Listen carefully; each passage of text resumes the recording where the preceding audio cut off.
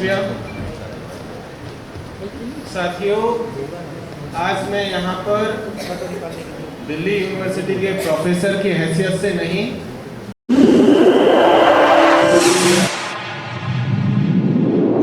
इस news channel पर जो भी वक्ता ने कहा वो उसकी अपनी राय है, जिसकी पुष्टि नेशन न्यूज इंडिया नहीं करता। धन्यवाद। बल्कि भारत आदिवासी पार्टी के एक सदस्य के तौर पर आप सबके सामने हाजिर हूं। साथियों, आज जब हम लोग दिल्ली के भीतर भगत सिंह, सुखदेव और राजगुरु की शहादत दिवस के मौके पर जब इकट्ठा हुए हैं, तो ये जानना बहुत जरूरी है और ये बात हम लोग बखूबी समझते भी हैं कि जो सपना हमारे पुरखों ने आजादी की लड़ाई के दौरान देखा था, वो सपना अभी तक पूरा नहीं हुआ। अगर वो सपना पूरा हो गया होता तो हम आज इस अंबेडकर भवन में बैठ करके आदिवासियों के अधिकारों पर और भगत सिंह की शहादत के दिन चर्चा नहीं कर रहे होते शायद। साथियों, अभी हमारे जो साथी मणिपुर से यहां पर हैं, उन सबको सबसे पहले मैं अपनी पार्टी की तरफ से एक बात कह देना चाहता हूं कि साथियों, वी आर विद यू। हम आपके साथ हैं, पहले दिन से और आखिरी दिन तक। आपकी जो लड़ाई चल रही है, यही लड़ाई आज पूरे देश में आदिवासी लड़ रहे हैं। जिस जीनोसाइड की बात हो रही थी, ये सिर्फ मणिपुर में ही नहीं, पूरे सेंट्रल इंडिया के भीतर भी है। और आप देख लीजिए किस तरीके से मणिपुर के बाद लद्दाख को जलाया जा रहा है। उसके साथ में भी यहां से सॉलिडारिटी देने की जरूरत है कि एक राज्य को उसका टैग छीन लिया गया, स्टेट हुड का दर्जा छीन लिया गया, उसे यूनियन टेरिटरी बना दिया गया। पिछले 7 साल से वहां पर उनका कोई रिप्रेजेंटेटिव नहीं है। उनका जिस डेमोक्रेसी की हम लोग बात कर रहे हैं, कहां है उनके लोग? कौन है जो उनको रिप्रेजेंट करता है?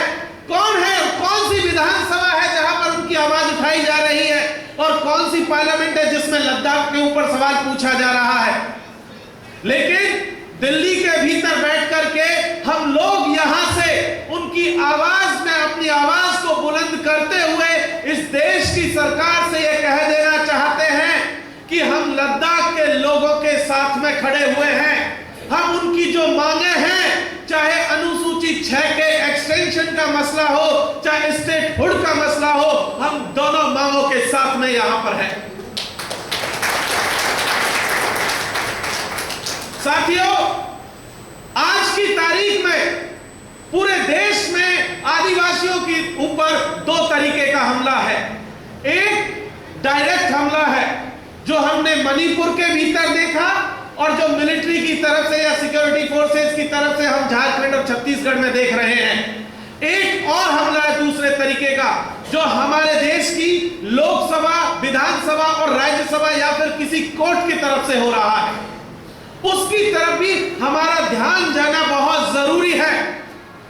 आप देखिए, पिछले कुछ दिन पहले, पिछले हफ्ते एक ऑर्डर आता है और ऑर्डर में कहा गया, जैसे एक एग्जांपल के तौर पे ले ले, जैसे कि रिजर्वेशन के मामले पे आदिवासियों के ऊपर, आदिवासियों को जो 7.5% आरक्षण मिला हुआ है, उस आरक्षण में भी किस तरीके का घालमेल है। पिछले दिनों जम्मू कश्मीर के भीतर ले लीजिए या बाकी के अलग अलग हिस्सों में ले लीजिए, जो नॉन ट्राइबल्स हैं उनको भी एसटी की सूची में शामिल करने की साजिशें लगातार चल रही है। और उसी साजिश का नतीजा था कि मणिपुर को जला दिया गया और जम्मू कश्मीर में भी इसी तरीके की साजिश चल रही है। वहां पर गुर्जर बकरवाल कम्युनिटी के लोग अपने हक और हुकूक को बचाने के लिए लड़ रहे हैं और दूसरी तरफ वहां के पहाड़ी और अपर कास्ट लोगों को एसटी का दर्जा दे दिया गया है। ये सिर्फ इतने तक सीमित नहीं है मामला। सेंट्रल इंडिया में चले जाइए, तब भी वहां देखने को मिलेगा कि नॉन ट्राइबल्स को ट्राइबल की कैटेगरी में डाल करके आदिवासियों की जमीनों को सबसे पहला हमला वहां से हो रहा है।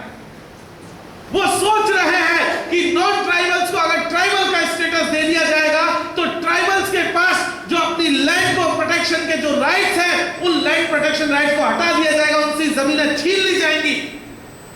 ये एक तरीका खोजा है उन्होंने। दूसरा और एक तरीका है जिसमें वो कहते हैं कि हम इस देश के भीतर जो अर्बनाइजेशन है, जो शहरीकरण है, उसको बढ़ा रहे हैं, शहरों को विकसित कर रहे हैं, और इन शहरों को बढ़ाने के नाम पर आदिवासी इलाकों में नगर पालिकाओं का विस्तार किया जा रहा है। ये लगता बहुत छोटा सा मामला है, आपको लगता होगा दिल्ली में बैठकर कि भाई किसी इलाके में अगर नगर पालिका बन जाएगी, नगर निगम बन जाएगा तो क्या नुकसान होगा। हम बताते हैं आपको क्या नुकसान होगा। अगर किसी इलाके में जो कि आदिवासी बहुल इलाका है, शेड्यूल 5 या शेड्यूल 6 का इलाका है, वहां नगर पालिका का एक्सटेंशन अगर होगा तो जो जमीनों पर आदिवासियों के जो राइट्स हैं, चाहे वो पैसा कानून के तहत मिले हो या किसी और कानून के तहत मिले हो, वो सारे के सारे राइट्स का वायलेशन हो जाएगा। वो सारी की सारी जमीनें नॉन शेड्यूल्ड एरिया भी सिविल एरियाज में काउंट की जाएंगी, और अगले ही दिन जिस दिन अनाउंसमेंट होगा कि ये इलाका अब नॉन सिविल एरिया में हो गया है, तो जाहिर सी बात है दूसरा असर पड़ेगा कि वहां पर आदिवासियों के जो बाकी के राइट, चाहे रिजर्वेशन का मामला हो, चाहे बाकी के रिसोर्सेज हो, सारे के सारे रिसोर्सेज को छीन लिया जाएगा।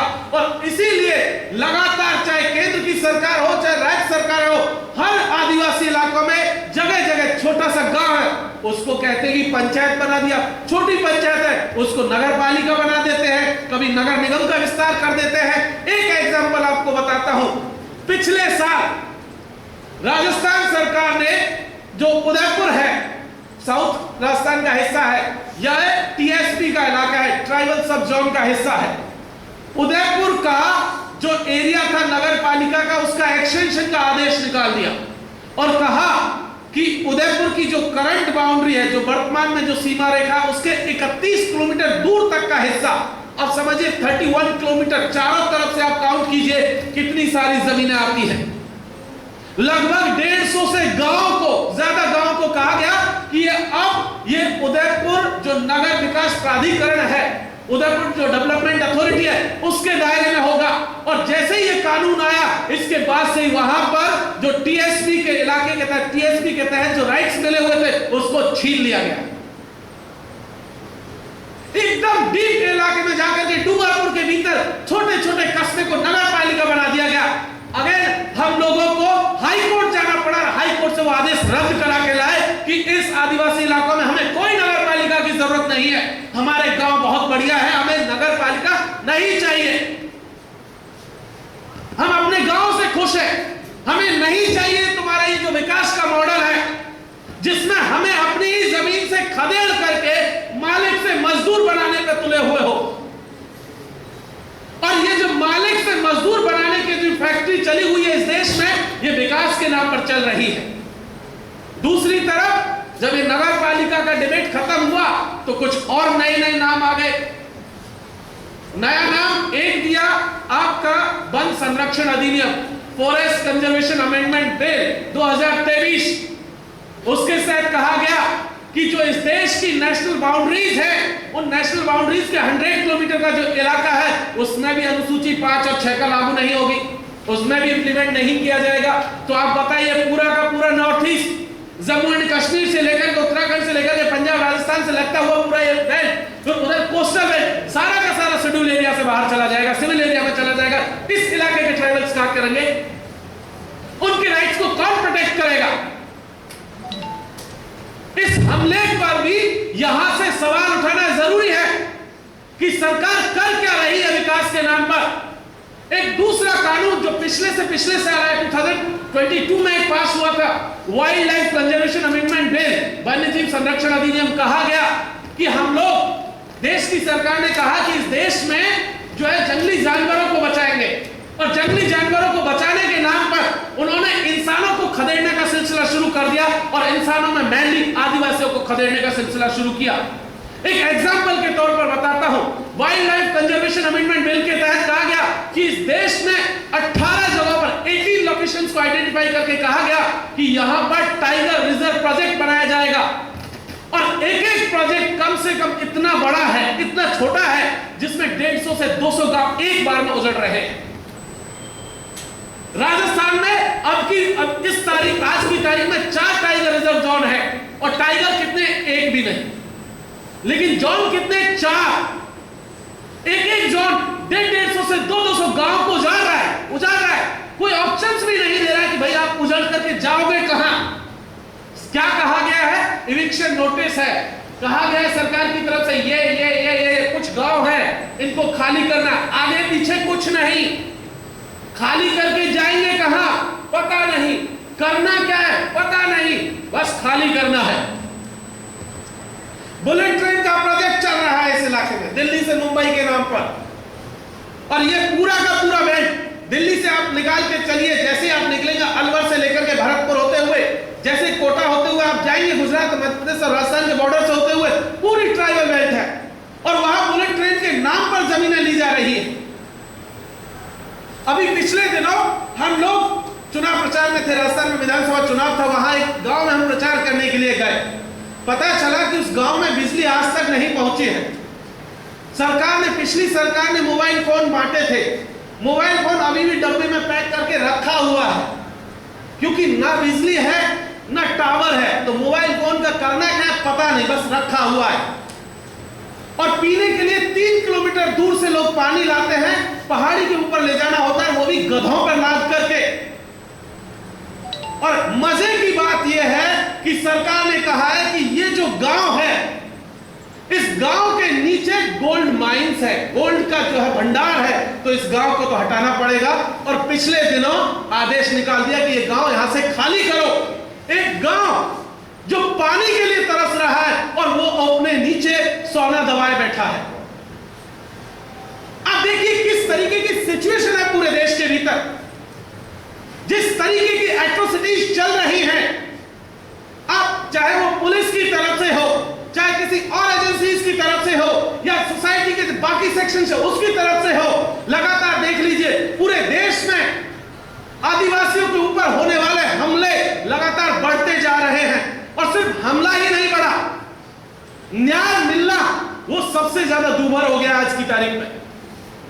हमने सबने देखा मध्य प्रदेश में एक आदिवासी नौजवान के ऊपर एक बीजेपी के नेता का जो सहयोगी व्यक्ति आकर के पेशाब करता है।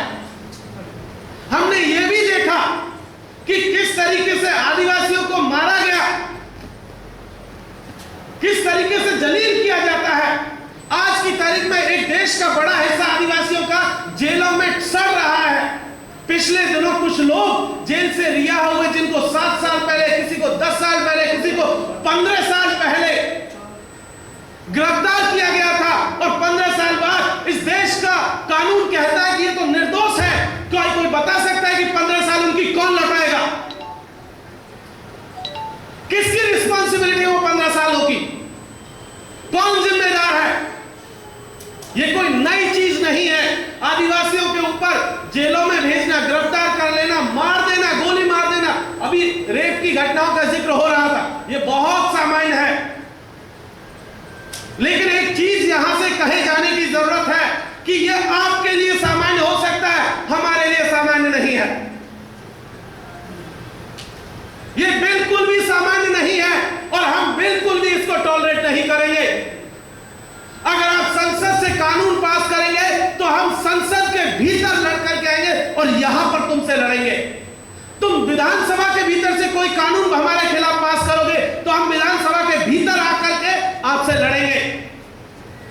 हमारे पुरखों ने एक ताकत दी थी, वो थी संविधान की ताकत। उसमें हमारे पास हक और हुकूक दोनों सुनिश्चित किए गए। हमारे पास जितना बचा है उसको बचाएंगे, और उसके दम पर जो छीना जा रहा है उसको रोकेंगे। इसीलिए यहां से एक बात कहकर के मैं अपनी बात को खत्म करूंगा कि इस देश में आदिवासी लगातार जो पूरी की पूरी लड़ाई लड़ रहे हैं, उसका कल्मिनेशन क्या है?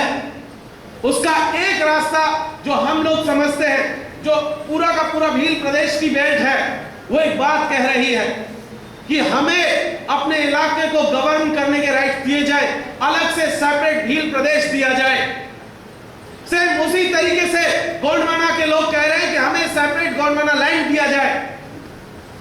इसी तरीके से बाकी इलाकों में जहां जहां आदिवासी मूवमेंट चल रहे हैं सेपरेट स्टेट के लिए, हम उसकी भी डिमांड करेंगे, ताकि जरूरी है कि ये जो बाकी लोग जो हमारे ऊपर हमला कर रहे हैं उसको रोका जा सके।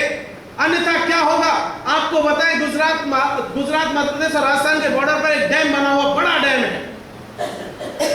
उस पूरे डैम का पानी बंबई और जो है आपका सूरत और अहमदाबाद जा रहा है, राजस्थान की जमीन पर बना हुआ है। और उस डैम से 3 किलोमीटर दूर जो आदिवासी रह रहा है वो प्यासा है, क्योंकि उसको उस डैम से पानी पीने की अनुमति नहीं है। अगर हम लोगों ने अपने रिसोर्सेज को नहीं बचाया तो कोई दूसरा व्यक्ति हमारी जमीन छीन लेगा, कोई हमारा पानी छीन लेगा, कोई हमारा जंगल छीन लेगा, कोई हमारा पहाड़ छीन लेगा। और वही हालत कर देगा जो ऑस्ट्रेलिया और अमेरिका के भीतर वहां के नेटिव्स की है, वहां के लोकल लोगों की है, इंडिजिनियस लोगों की है। तो इसीलिए मैं एक नारे के साथ अपनी बात को खत्म करूंगा। एक तीर एक कमान, एक तीर एक कमान, एक तीर एक कमान। बहुत बहुत शुक्रिया। भूल जोहार।